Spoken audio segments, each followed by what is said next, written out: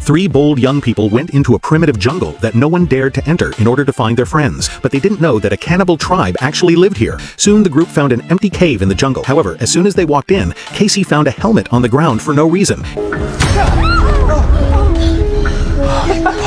It turned out their friend Mike was really here. The group finally breathed a sigh of relief because the guide had been saying how dangerous it was here. They didn't dare to stay for a moment and quickly went back to the river to leave. But they soon found out that the guide, Nick, had already left. This made the group so angry they swore. Without the guide, they couldn't find their way back. But worried that staying here for too long would be dangerous, the group still quickly paddled the kayak, intending to leave right away. However, they hadn't gotten very far when they saw Nick's boat on the shore. The big bearded guy quickly went over to check it out, but found that the boat was already covered in blood. It was obvious that Nick must have met with an accident. It turned out that just now Nick, who was waiting by the river, suddenly heard strange noises coming from the jungle. Worried that the clients had run into danger, Nick grabbed his dagger and walked into the jungle bravely. Following a small path, he suddenly found that there were several scarecrows made of modern clothes here. Before Nick could figure out what was going on, he suddenly had a bad feeling.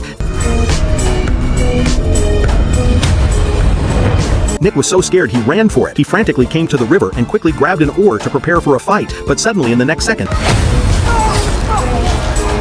just like that, Nick died tragically at the hands of the cannibals, and the three terrified people quickly paddled the kayak, planning to get out of this place quickly. Soon, a tree trunk in the middle of the river blocked their way, but luckily the water here was not deep. The group quickly jumped out of the boat, planning to push the kayak past it first, but suddenly in the next second,